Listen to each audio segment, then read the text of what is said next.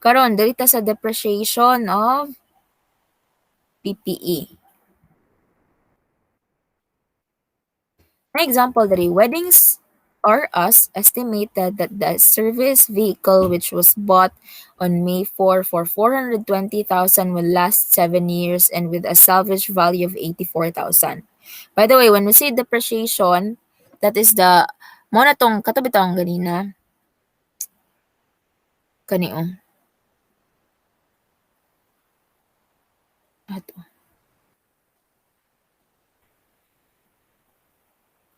Nara, systematic and rational allocation, meaning we are trying to record the wear and tear of a specific equipment. By the way, ila nakalimot ko guys, kasabot na ba mo sa ng deferral accrual? Nag-discuss na ko padayag mga examples niya, basig wa mo kabalon sa ng deferral or accrual.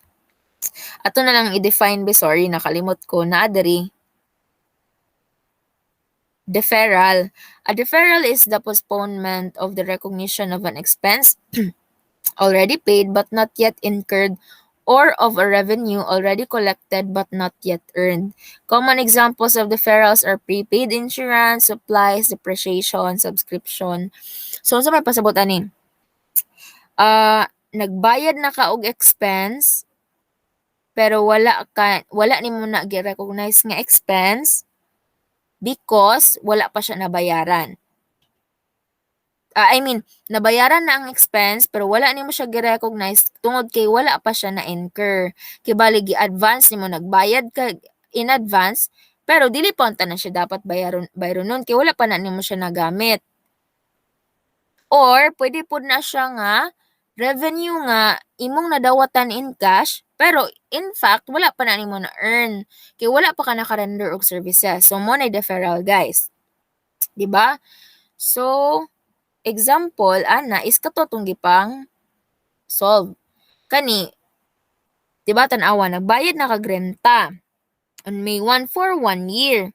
Wala pa biya ka ni gamit sa building, 'di ba? May 1 ka nagbayad. Wa pa ka ni gamit sa building so nag-advance ka, meaning that is a deferral, no? So wala ka nag-recognize og kanang income ay expense tungod kay wala pa man nimo nagamit. Nag-recognize ka automatic og prepaid. Actually mao gid ni ang sakto gid niya entry. Basta deferral and we are using accrual method. 'Di ba? So wala ta nag-expense outright. Pwede man pud good.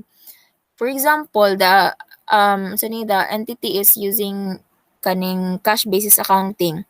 I-record na niya automatic rent expense. Mo po din niyang adjustment. Dapat. 'Di ba? So, another example is katong insurance. For 1 year yung insurance. May pamanta. So, naay advance payment of an expense nga wala pa na-incur. Kanipod.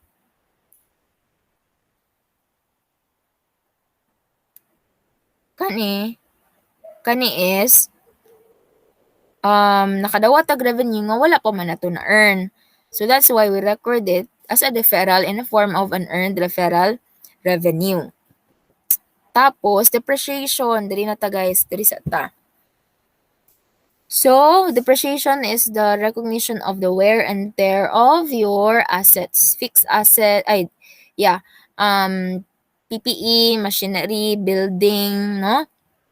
So, in this problem, nagpalit daw si Weddings or Us og vehicle atong May 4. 420,000. 7 years daw iyang life, tas with a salvage value of 84,000. By the way, there is no need for kanang dili na siya asset or liability method isa guys. Wala siya ingon ana tungod kay ang original entry ani niya is katong pag-recognize sa pag-purchase sa equipment. So, di ba on May 4 entry,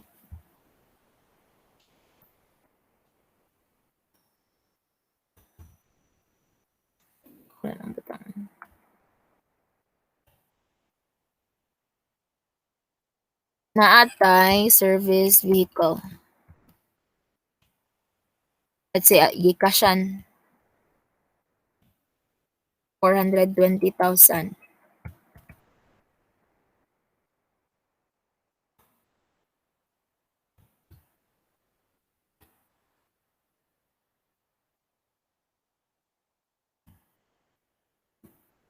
Tapos, unsa man karon atong adjusting entry?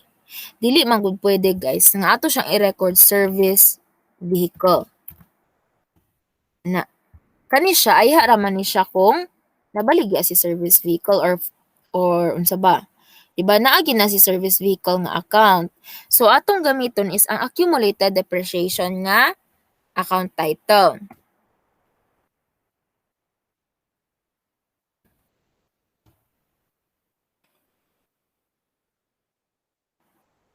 Okay, so kana atong gamiton as to recognize the wear and tear of the equipment. Sa expense po nga side, it should be depreciation. But how will we compute? The formula for depreciation is cost less salvage value over useful life.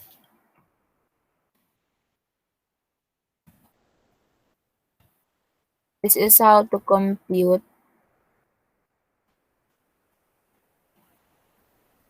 depreciation.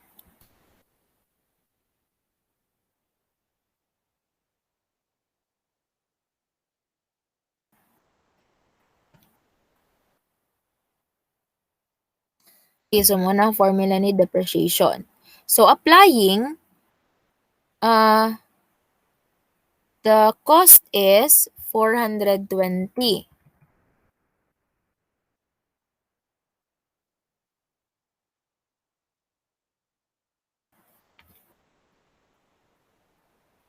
Minus salvage value of 84,000.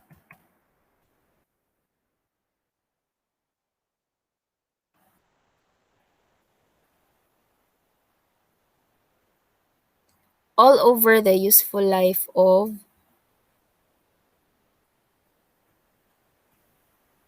center. Useful life of 7 years.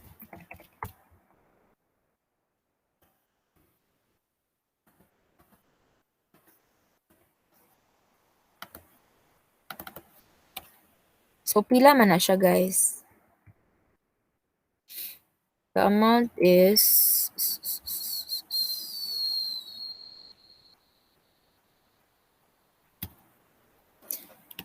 420,000 less 84 divided by 7 years. 48,000 per year.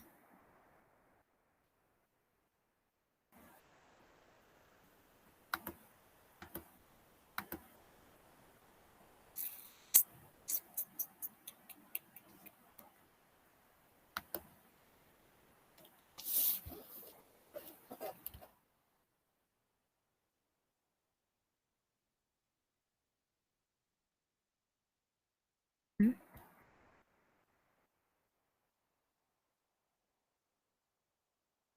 Ni.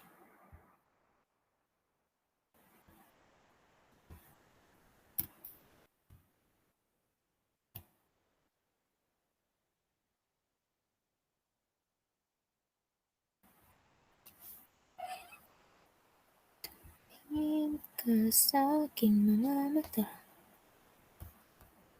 Okay, so this is your depreciation expense per year.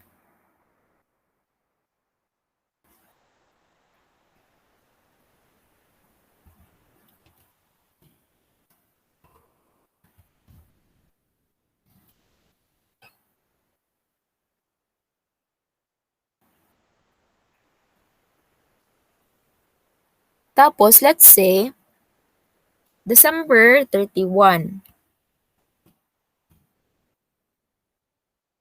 ang iyang calendar year.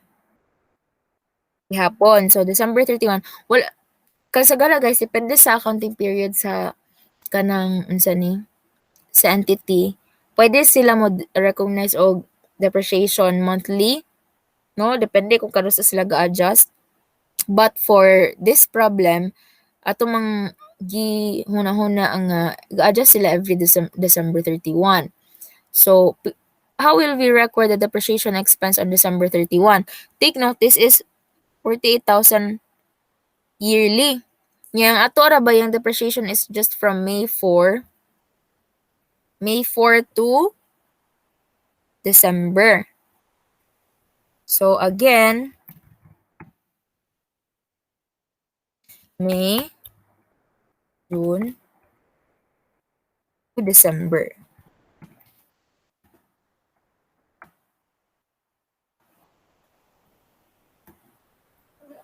Okay. So that is 48,000 divided by 12 para makuha nato ang monthly equal to 4,000 per month ang depreciation.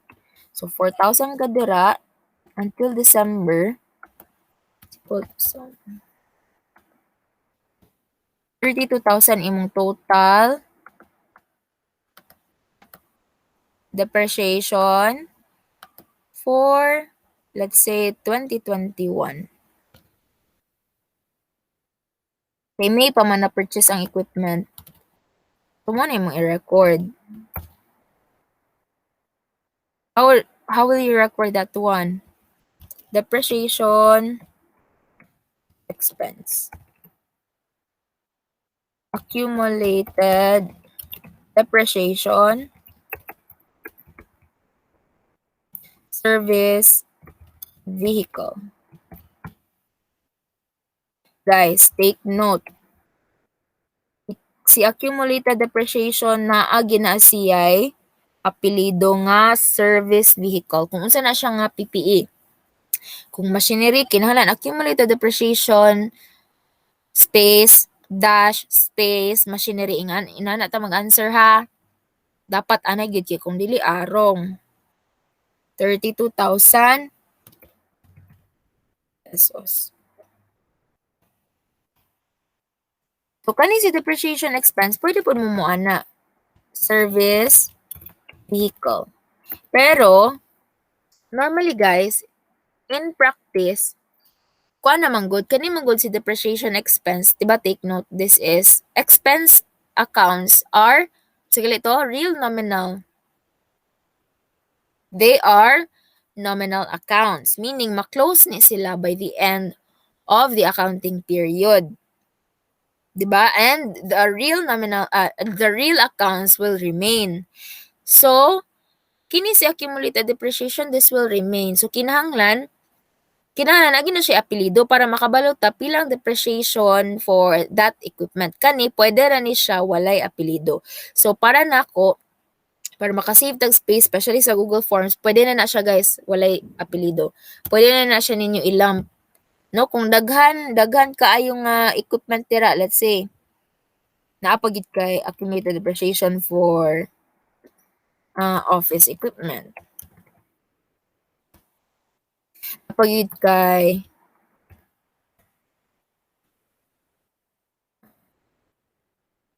building, let's say.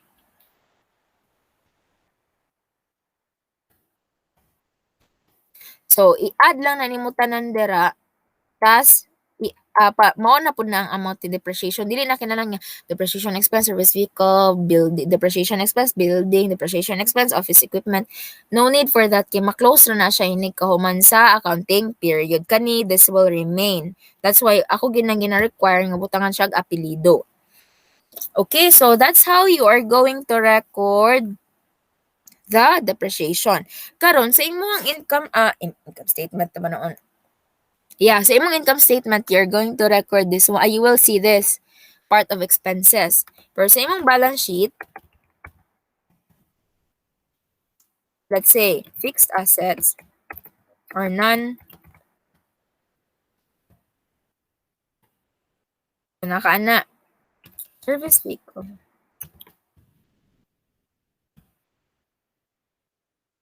420. Ano yung kay? Accumulated depreciation, service vehicle, 32 na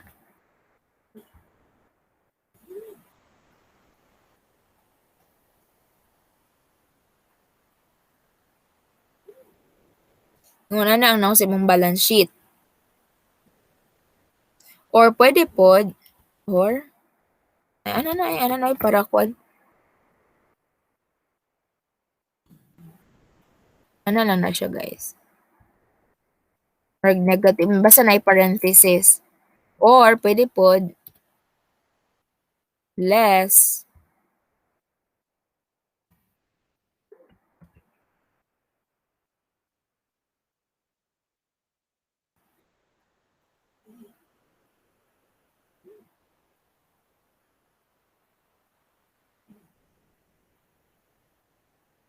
na rin diri.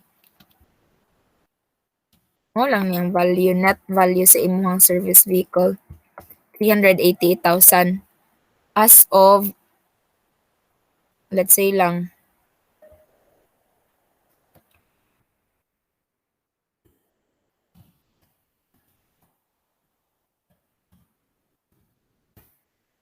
na example lang. Diba? So, mo na ang naong sa imuhang balance sheet.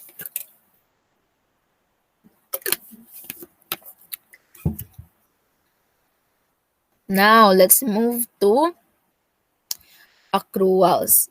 Kapit na guys. Accruals. So, what are accruals? Napo na diri. Isa ako sa pagitaon. Nilagay mo move. Hala ka, wait sa guys. Kaya nag-lag siya. Tura.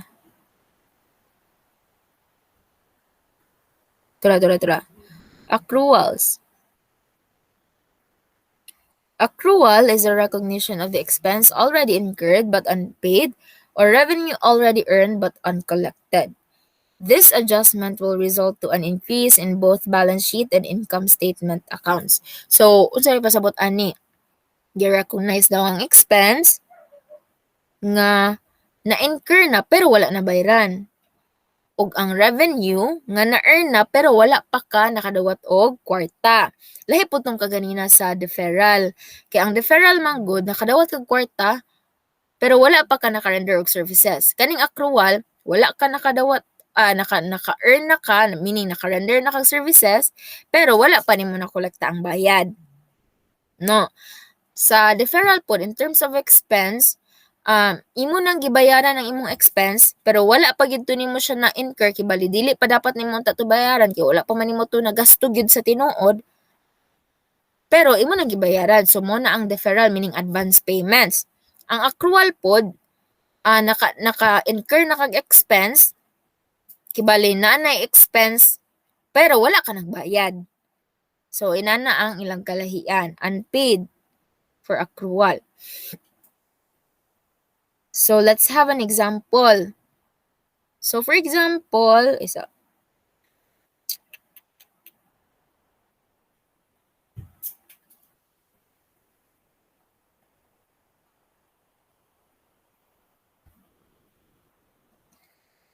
Okay. So, we have here Laundry as Laba Shop regularly pays the 1,000 per day salaries of all its employees every Sunday for the 6-day work coverage starting Monday to Saturday. So, meaning, si Laundry as Laba, 6-day work week man siya. So, meaning, Monday, Tuesday, Wednesday, Thursday, Friday, Saturday. 6 days. Friday, Saturday. Tas, sweldo niya is Sunday. Salary day. Na, last payment of salaries was made on August 27. So, meaning, August 27, let's say, this is August. August na ang calendar.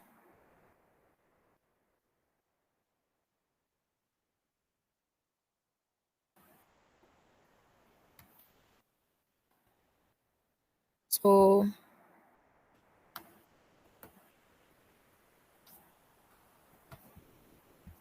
ano to? So, August 27 daw, last payment of salaries, 27.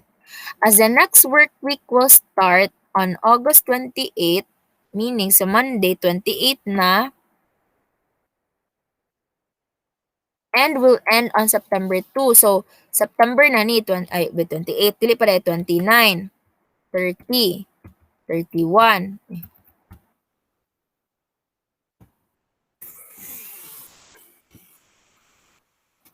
Tapos, September 1.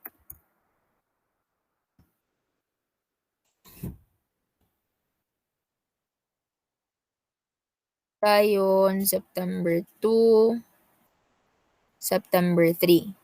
Okay, so ana ang forma sa kalendar. September 2 daw, last day of work.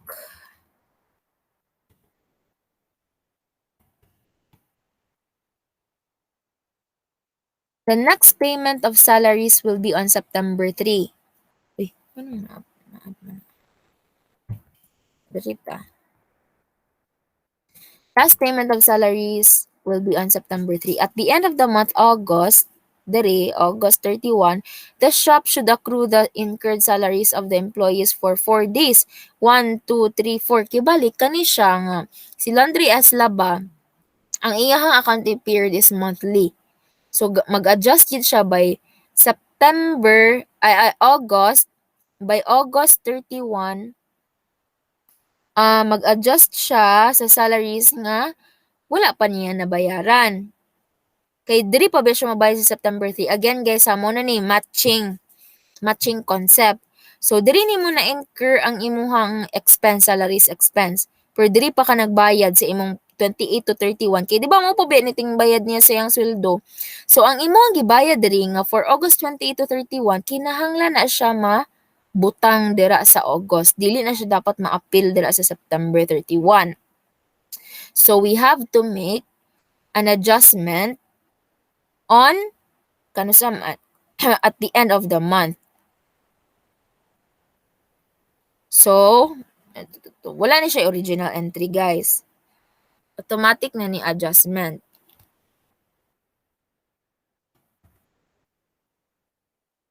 Salaries expense, salaries payable. Kay mo recognize man gud ka ani, expense ani. Pero September pa man ka mo bayad, payable pa siya. 'Di ba? So pila man na siya? 4,000. Okay, 1,000 per day man to. So 1,000, 1,000, 1,000.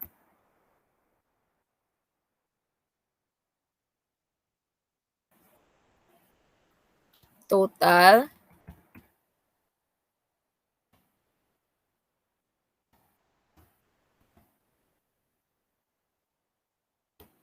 4,000. So, mao ni iyahang payable on Thursday, August 31. Bayaran niya on September 3. So, kinahanglan ta mo accrue og expense. Payable pa na siya guys ha. Wala pa baya kay sa September 3 pa baya mo bayad og cash.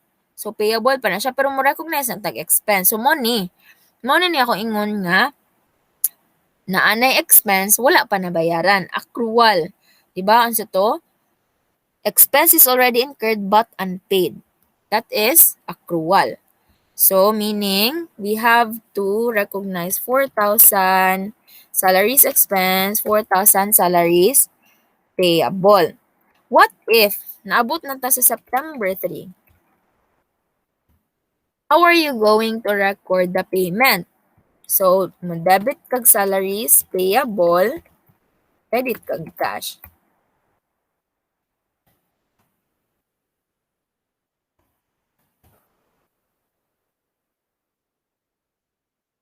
Okay. So, actually guys, ang bayaran niya on September 3, man oh.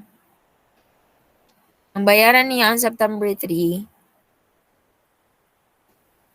kay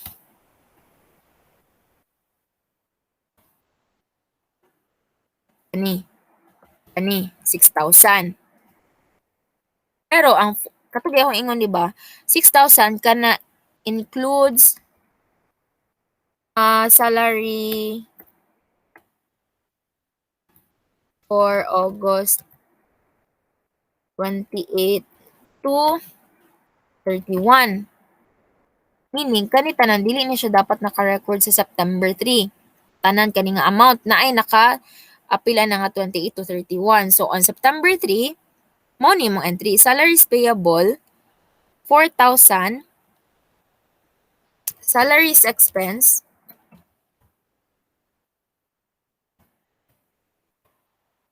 2,000. Kay mora man ang for September tanawa guys. Mora man ni siya for September. Cash. So mora po ni imong salaries expense sa September 3, 2,000 ra. Pero imong cash is 6,000. Na sabtan, I hope na sabtan. Pero kani siya na record naman ni siya atong August pa lang. Adjusting entry on August.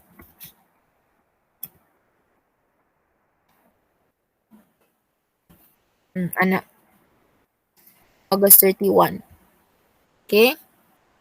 Pero maura ni guys sa yung entry for August 31, lahi ni siya September 3 na ni. Pag mubayad na siya, mao na ning entry. Salaries expense for September. Masabta naman na for September na siya. Mas kani imo lang din gi-cancel ni siya nga entry. Kaya wala naman kay payable, imo naman gibayaran kay nag-cash na ka diri. So I hope nasabtan. So mora ni ang for August. Delete.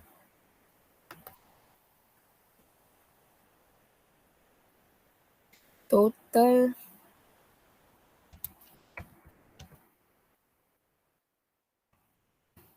28 to 31. So, kamo na lay balag sa buta na guys. Yan ang nako. Blue na punta.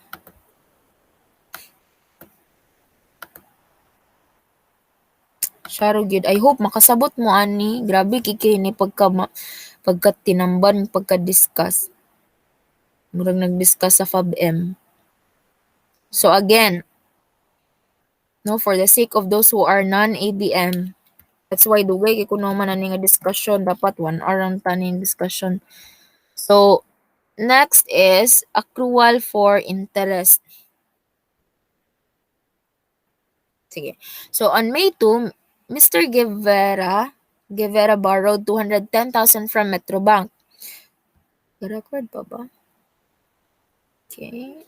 She issued a promissory note that carried a 20% interest per annum, and both the interest and principal will be payable in 1 year.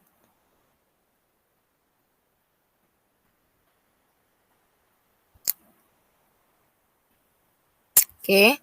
So guys, sa may gingon dari, nag-borrow siya sa Metrobank on May 2. So May 2 entry, cash, notes payable,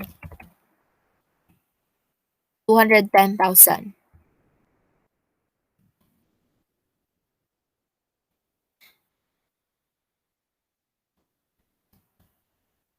So, ato assumption na is calendar year si Mr. Guevara.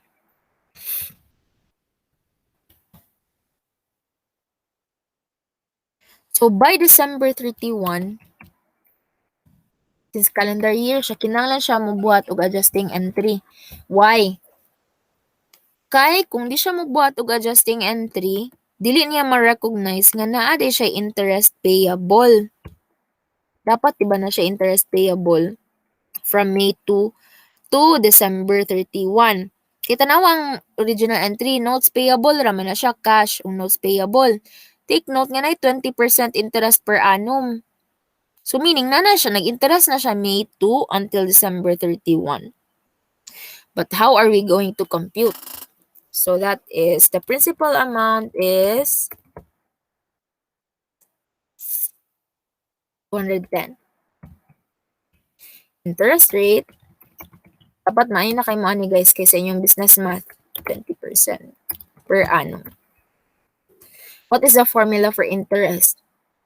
Interest is equal to principal times rate times time. So what we are trying to get is our interest payable from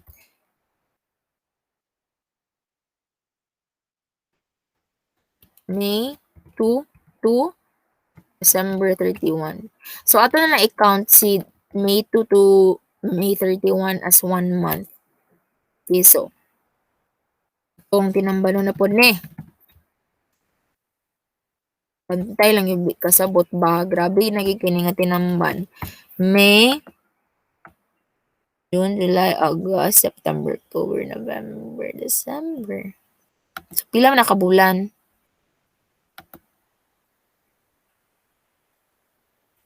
1, 2, 3, 4, 5, 6, 7, 8 months.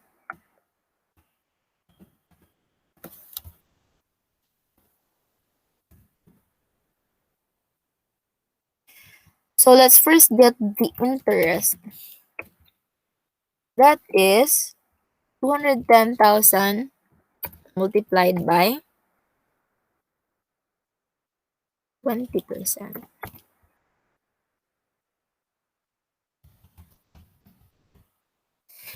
That is equal to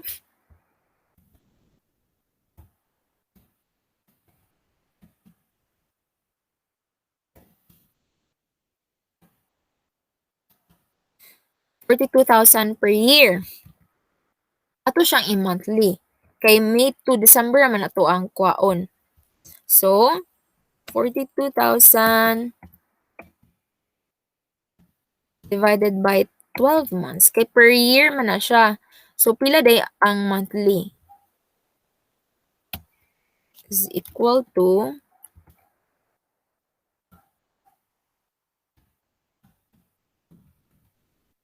3,500 per year.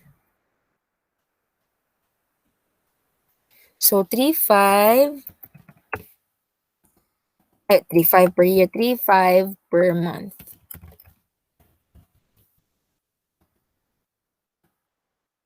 So, mo ni ang imong interest dapat bayron nun during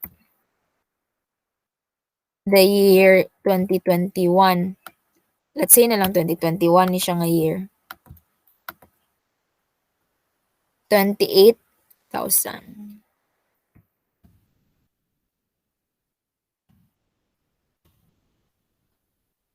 Diba again, like what I said, matching principle. So, kani siya nga interest, para ni siya na-earn or na-incur ni siya May to December. So, kinahanglan ginato ni siya i-record this year. Diba? Dili pwede nga ayhaan na kung inigbayad na payable in 1 year, next year na nako ni i-record nga interest expense. Kay dili man ni siya na-incur next year. Karon man kay nag-start ba ako borrow May 2. That's why need gyud nato magbuhat og adjusting entry to comply with matching principle. How are we going to record the adjusting entry?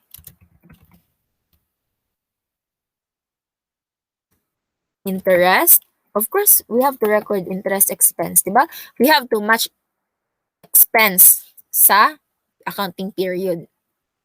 So, ang expense, bisag wala pa ta nakabayad, ato siyang i-recognize. That is accrual. Again, the definition of accrual, expense already incurred. Naka-incur na tag-interest expense, wala pa lang ta nakabayad. Meaning, mo recognize ta og interest expense.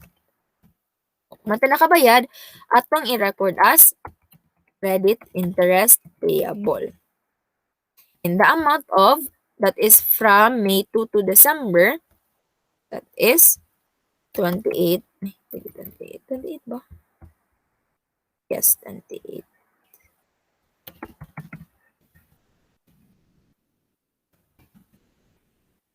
Okay?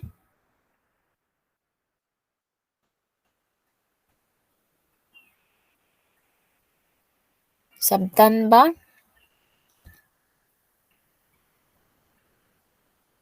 $3,500 per month. Let me check. Okay. So, sakto. I-try na to. Padayon na to siya. Para masabtan yun ninyo, guys. Para di gid mo magmahay. January.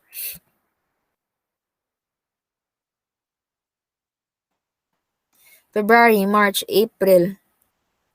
So, mo na ni. This is 8 months.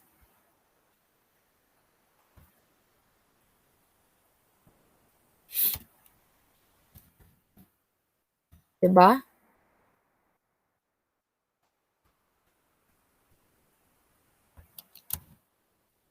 Twenty 2021.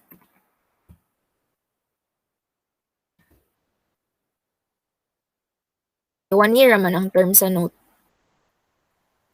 This is 4 months in 2022.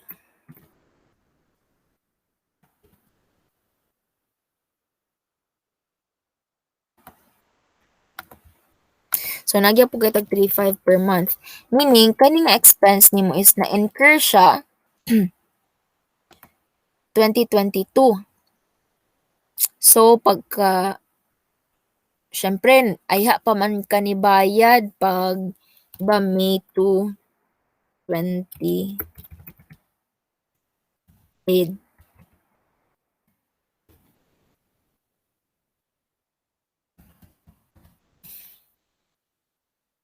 So, nagbayad kay balik ka sa May 2, 2022 payment. So, meaning, ayha na po din mo ma-recognize pagka May. Di ba? So, nagbayad ka og unsa man dayon imong entry? Nagbayad na kay first half first is tesa. Sige. So, wait sa ha. O sa ning equals. Pamili ko naman ani ang back na ko. 13,000 interest in 2022.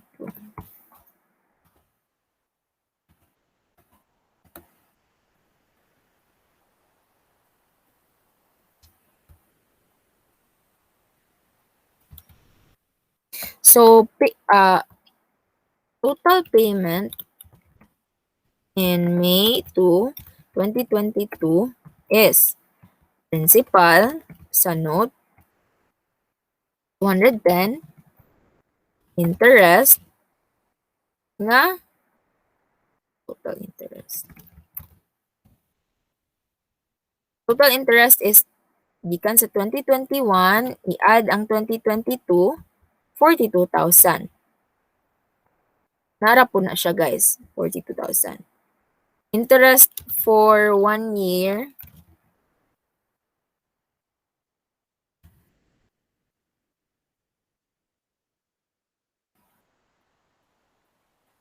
that is 42,000. Total nimo nga payable is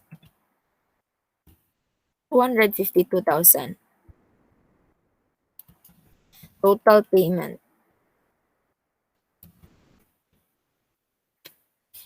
So, ano siya?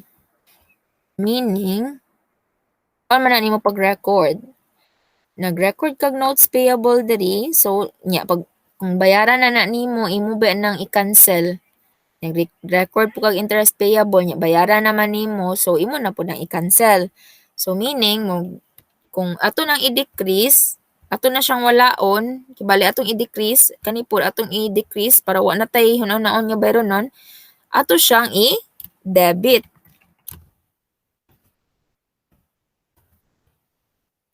Notes payable, interest payable,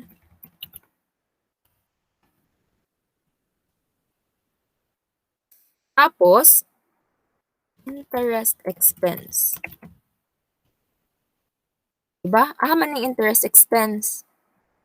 Nya, mabalaan ninyo. Cash. So, notes payable, pila to? 210,000. Interest payable is 28,000. Kaya mo ba na ako ba nag-record ba ako 28,000. Interest expense, aman nigikan. Diri na siya 14,000. Wala man gud ta nag-accrue ana kay di ba atong kung ato ang calendar ato ang unsa ni accounting period is 1 year, calendar year. Sige, let's say dili siya monthly. Meaning every December ta make og adjusting entries. Meaning wala ta nag-accrue og interest. That is our assumption. Wala ta nag-accrue og any interest for this one kaning 4 months sa 2022. So meaning mo recognize tag expense dira nga 14,000. Cash is ila man. Add na nimo tanan, dapat balance man ka. Dapat 252 pud ang answer ani. Oh, okay, 252. So this is your entry for your payment. Tan-awon na to ang T-account. Grabe na gini guys. Para makita gid ninyo. Let's have notes payable. Di kataas nga discussion ni ba? Notes payable. Credit, 210,000.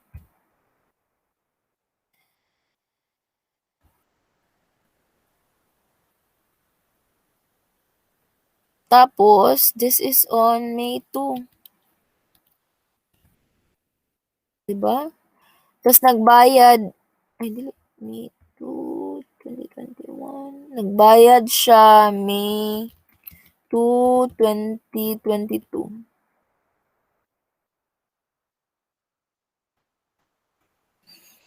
So that is 210. Total ending balance 0. Dapat lang pod. No. Kay nagbayad na pod baya siya. Isud pod kaayo og naa pa siya notes payable nga nagbayad na siya alkansi kaayo. So sunod interest payable sabi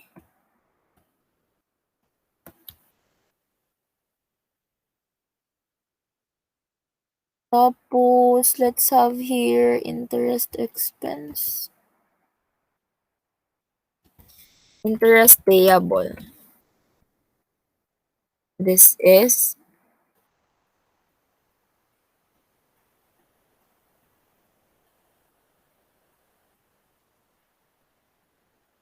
$28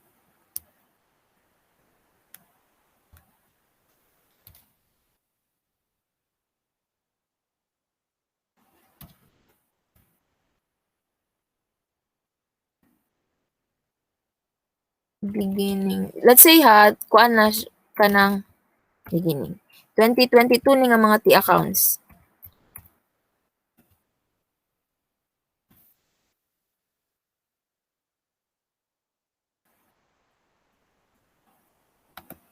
Interest payable 2020, 28, this is beginning.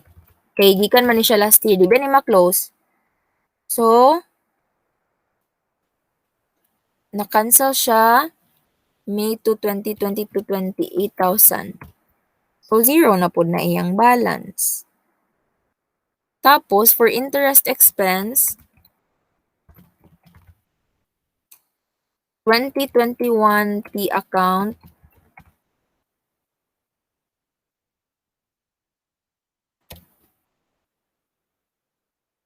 Naman, 28,000 na record.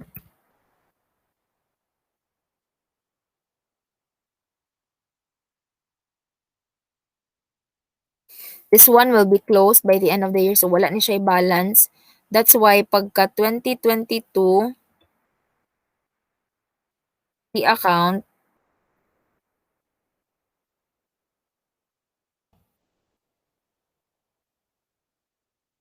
ni siya 14,000. These are different T accounts ha, dili na siya isa, dili para ani, tungod kay ma-close ni siya. So, tanawan ninyo guys, matching of expenses. Ang interest expense for 2021, 28 lang. 28,000 lang. Narao, 28. Pero, for 2022, 14,000 lang pod. Maura ni siya. Kay 4 months naman po sa 2022. So, separate na siya. This one is for 2021. This one is for 2022. Application of the matching concept. So, I hope sabta na siya. So, let's move to accrued revenues. Let's say, si Mr. Guevara, siya ang nagpahulam to someone og kwarta. So, to Rachel daw kuno ni. No? So, meaning, nagpahulam siya kwarta, principal, 210,000. Interest rate, 20% per annum. Interest, income, kani interest expense, manggod to siya. Kani is interest payable.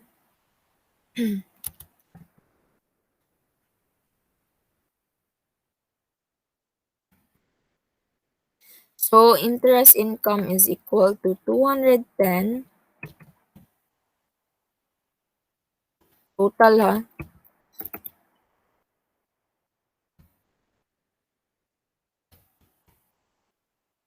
42,000. So, same ani.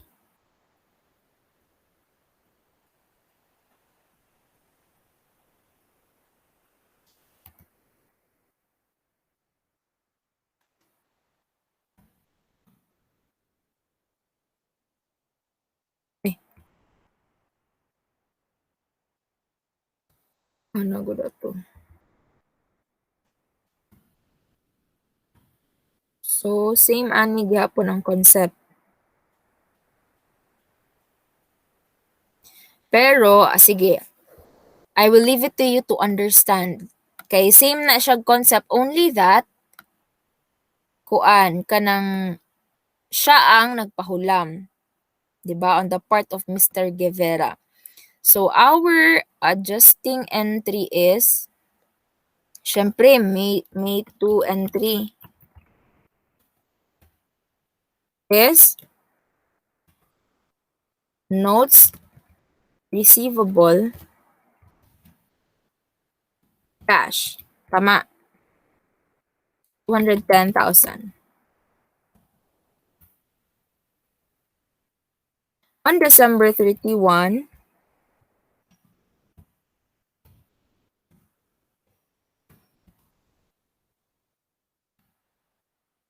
the adjusting entry is, unsa man, same ani, only that interest receivable na siya.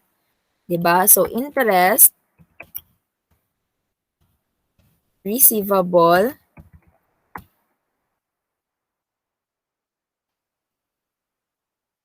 interest income. Pila man?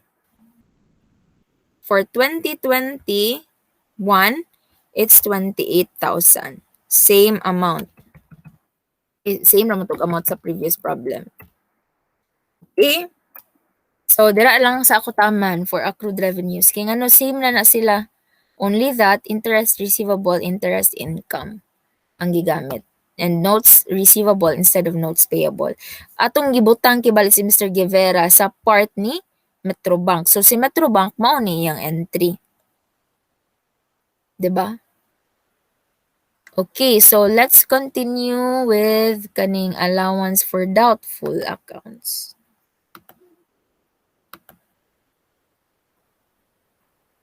So we have two methods of estimating bad debts. Actually, there are two ways. First sa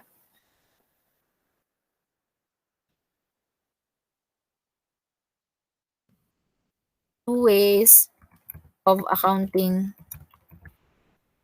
for bad debts. One is allowance method.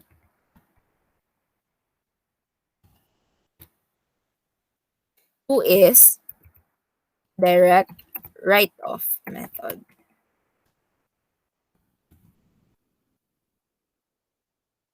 Okay? So, for allowance method, magbuhat tag allowance, 'di ba? We set up allowance for doubtful accounts. But for direct write-off method, there's no need for a um there's no need for an allowance. There's no need to set up allowance for doubtful accounts. There are also two methods of estimating bad debts or estimating allowance. Methods of putting up allowance for bad debts. We have percentage of sales or percentage of income and percentage of accounts receivable. So, meaning ang imong allowance is based on sales and your for here is your allowance is based on accounts receivable. Record pa ba? Okay. So guys, let's have a sample problem here. Wait, sa ato sang i-differentiate ha. Naman ko na notes. Nara. So, kung percentage of income, you are going to multiply the identified percentage to the amount of revenue, and the result is the required amount of bad debts expense to be recognized. So, meaning, mo na mong i-recognize as adjustment. But for accounts receivable, if you multiply the fixed percentage to the outstanding accounts receivable, the result will be the required balance of allowance for bad debts at the end of the accounting period. Okay. So, may kalayanan na ma'am, libog man. So, let's have an example. So, first is, this is for allowance method. Una sa ta sa allowance method.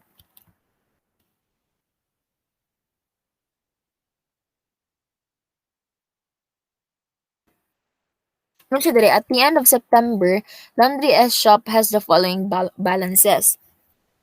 Accounts receivable, 50,000. Allowance for bad debts, 400,000. Laundry income, 100,000. Compute and provide the adjusting entry for bad debts assuming it is computed as A, 3% of accounts receivable, B, 1% of revenue. So let's try first the letter A.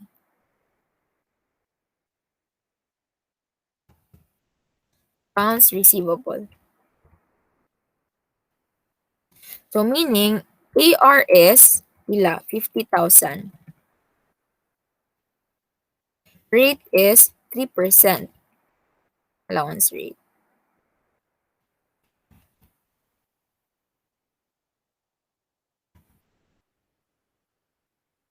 Ba allowance rate is 3%.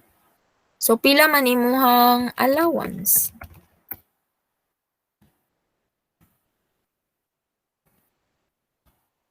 It's 1,500. 'Di ba? So ingon siya diri basta percentage of accounts receivable, the result will be the required balance of the allowance for bad debts at the end of the accounting period.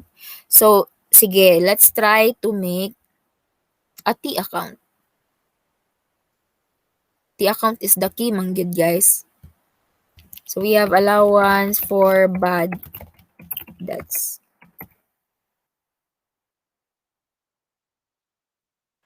So, take note that in the given, you have a beginning balance of, di ba credit man na si allowance for bad debts, guys. So, you have a beginning balance of 400 here. 100. Beginning. Ingon siya, basta daw, ito, basta percentage of accounts receivable, the result is the required balance of the allowance for bad debts at the end of the accounting period. Meaning, ang end niya diri is this one. Kaya ang result man daw, basta i-multiply daw nimo si percentage sa accounts receivable, ang result is ending balance for allowance for bad debts at the end of the accounting period. So, 1.5 ang balance diri. So, again, saan man nato nga mahimong 400, mahimong 1.5 si 400. Isa, wait. Diri din na siya. Ending balance. Saan man nato nga si 400 mahimong 1.5.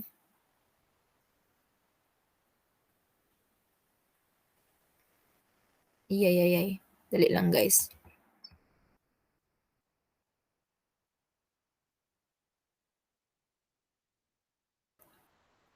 Siyempre, ato siyang dungagan. Pila man atong idugang, ato nang i-squeeze.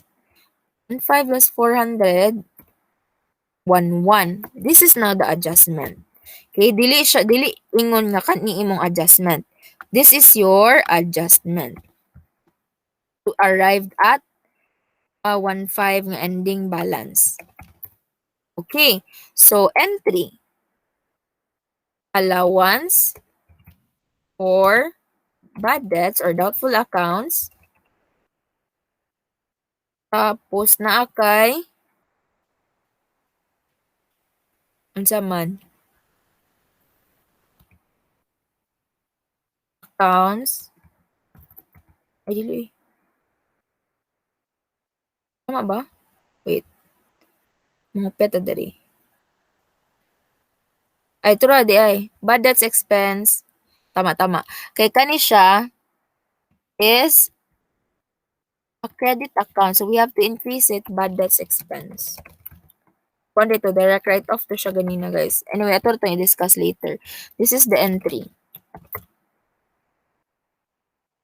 So, bad debts expense, 1,100,000. Tapos, 1,100,000. Okay, this is for letter A. So, naon ang letter A, guys. For letter B, ito, 1% of revenue.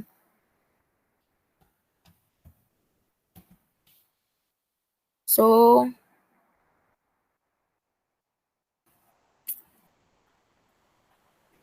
our revenue is 100,000.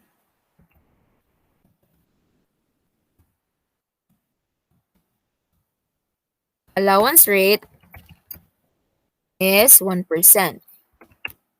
Allowance is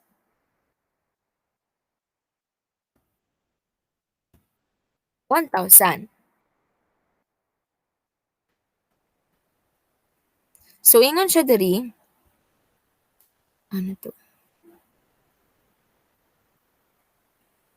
Ingon siya diri, if i-multiply ang percentage to the amount of revenue, the result is the required amount of bad debts expense to be recognized. So, meaning, mao ni atong i-recognize as bad debts expense. So, our entry,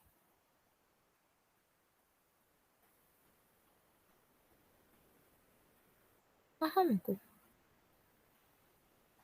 This is our entry. Bad debts expense, allowance for bad debts. 1,000. Okay. Uy.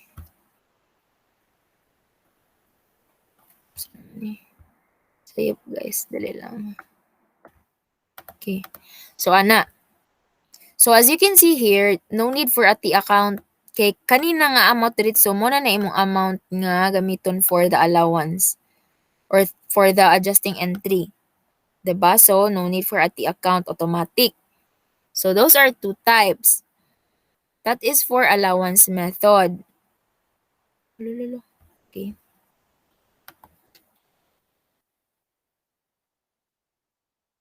How about for direct write-off?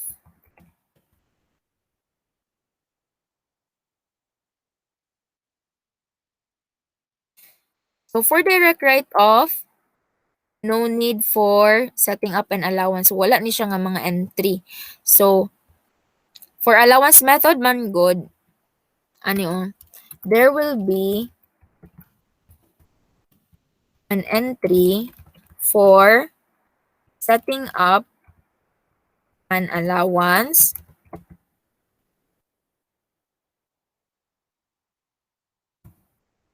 setting up an allowance write-off and recovery.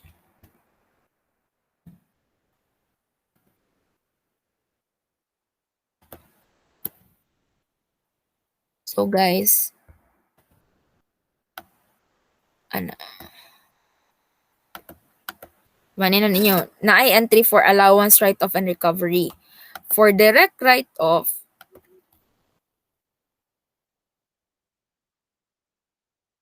there will be an entry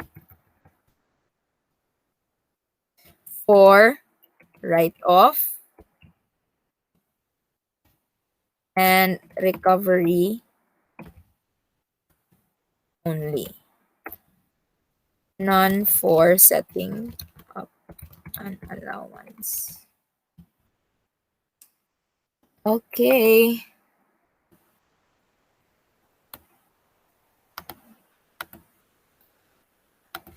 So, ana siya, no?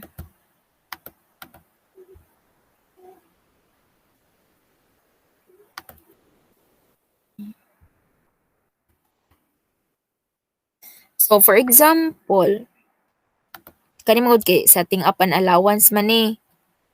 Let's say, so meaning wala entry ani si direct write-off. Let's say, illustration.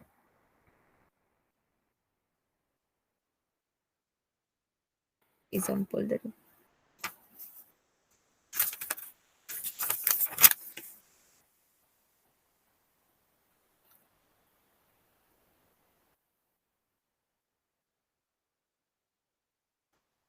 Naay problem nga moingon nga 1,500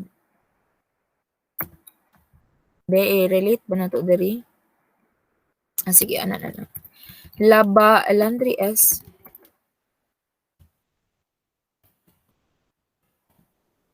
shop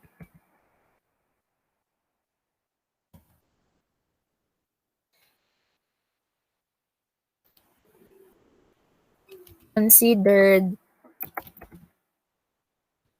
1,500 of receivable to be uncollectible. So, how will you record that? Sample kaniha.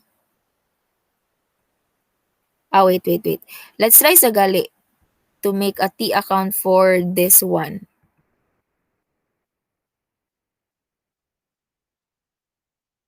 Pwede man gyapon mo mag T account pero not necessary na para mag-record sa adjustment. Pero kinahanglan man nato tanawon kung pilay balance sa allowance for bad debts. Pang nahitabo, di ba? Na ay beginning 400, ang adjustment is 1,000. So, ang total is 1,400. So, for kaning allowance, letter A nga method, kabali kaning percentage of AR, 1,500 ang ending, but for percentage of revenue, 1,400. Okay, 400 man yung beginning, tas 1,000 ra iyang adjustment. Okay? So, that is the T account. So, let's say, kuha na lang,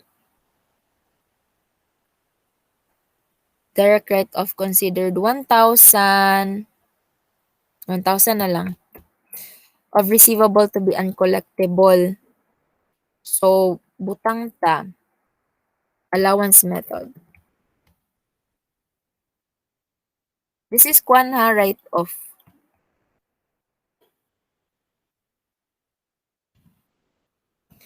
Allowance method,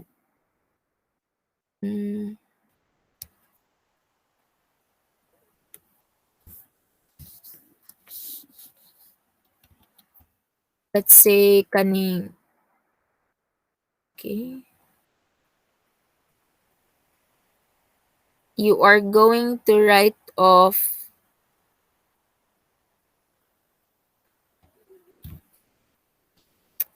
ano na siya ibutang dali.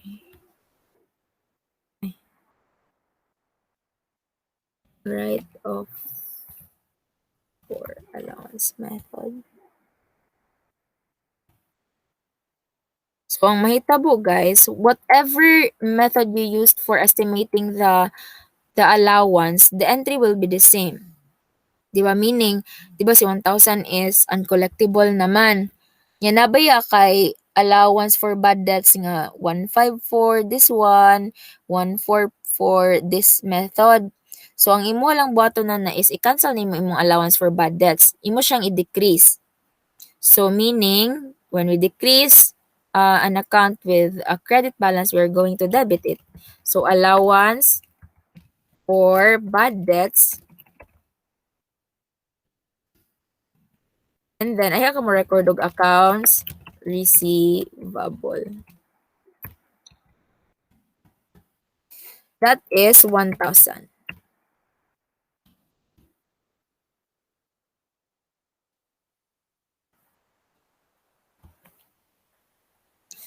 How about yung tag write off for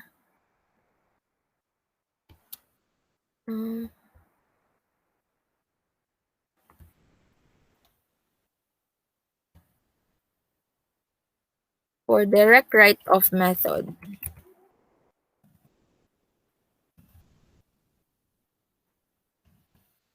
Nana. So, ang entry guys actually is automatic. Automatic ka, bad debts expense, accounts receivable. Credit accounts receivable. So, wala kay allowance nga i-debit. Kaya man ka nag-put up ani in the first place. Diba? So, guys, that is still 1,000. Okay, so ano lang. Dirita sa correction of erroneous. Wait a guys. Erroneous journal entry. So, we have discussed this very light already. No? So, katong sa mga drills na to, when there is an error in the account, ato siyang correct. So, for example, this one, wrong charging of account. Tapos, you've bought typewriters on account, pero imo siyang gi-record as accounts receivable, debit, tapos credit accounts payable. So, saan man nimo pag-correct ana? Correcting entry. So, of course, kinahanglan ibalik ni siya sa kani nga amount is ma-record siya sa typewriters. So, we have to debit sa man ni siya office equipment natong gamiton. Office equipment 250,000. So, wala man ta ka-record ana during our original entry, di ba? Tapos, sa man ni? Accounts receivable, kay dili ba na siya accounts receivable, diba? Sayop ba ng accounts receivable nga account. So, ato siyang i-cancel. 250,000.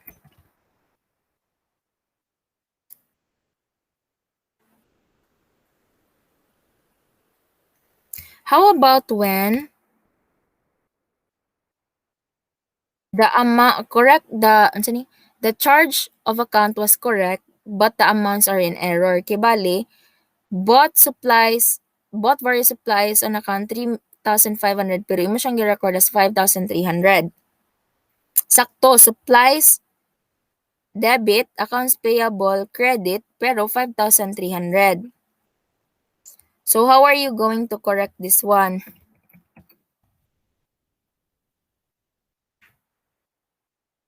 So, we have dapat 3,500 ra ba ya nya 5,300. So kinahanglan nato siya kuhaan. So accounts payable atong kuhaan by debiting it. Pila man? 5,300 minus 3,500, 1,800. Supplies, credit, 1,800. So mo ni siya guys.